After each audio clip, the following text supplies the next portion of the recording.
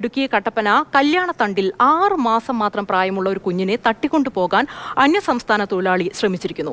കല്യാണത്തണ്ട് സ്വദേശികളായിട്ടുള്ള സന്ദീപ് ഉണ്ണിമായ ദമ്പതികളുടെ പെൺകുഞ്ഞിനെയാണ് ജാർഖണ്ഡ് സ്വദേശി ജനലിലൂടെ പുറത്തെടുത്ത് തട്ടിക്കൊണ്ടുപോകാനുള്ള ശ്രമം നടത്തിയത്. ഈ പ്രതി അപ്പോൾ തന്നെ നാട്ടുകാരൊക്കെ ചേർന്ന് നേരെ പിടികൂടി പോലീസിന് കൈമാറി.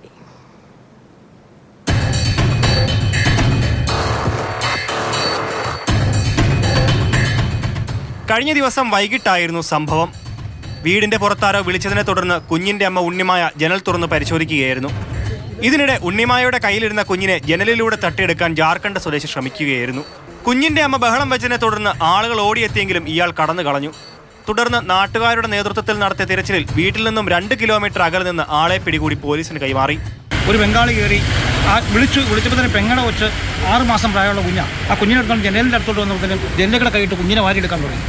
അപ്പോഴത്തേക്കും കടന്ന് കാറി പിന്നെ ഇവന് ഏലക്കാട്ടികൾ ചാടി ഇറങ്ങി ഓടി.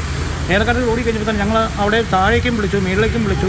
നമ്മുടെ പ്രദേശത്ത് ഇവിടെ പാഞ്ഞു പോകാനുള്ള സ്ഥലങ്ങളെല്ലാം വിളിച്ചപ്പോൾ നമ്മുടെ കല്യാണത്തിൻ്റെ അമ്പലത്തിന് താഴെ വെച്ച നാട്ടുകാരെ തടഞ്ഞു നിർത്തി. അങ്ങനെയാണ് സംഭവം. അതുകൊണ്ട് കുഞ്ഞുങ്ങളെല്ലാവരും പോലീസിന്റെ ചോദ്യം ചെയ്യലിലാണ് ജാർഖണ്ഡാണ് സ്വദേശമെന്നും ലോക്കിറാം എന്നാണ് പേരെന്നും വ്യക്തമായത്.